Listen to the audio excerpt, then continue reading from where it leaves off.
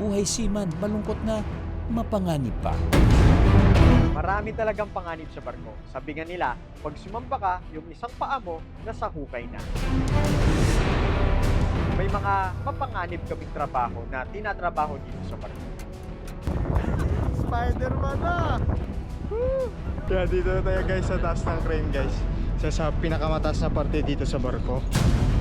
Nakasabit na ngayon tayo dito sa crane, nasa itaas pa tayo. Simula na ng pintura, so laban natin to guys. Grabe talaga ang buhay sa barko. Pero gaya ng sinasabi, walang pinipiling panahon ang aksidente.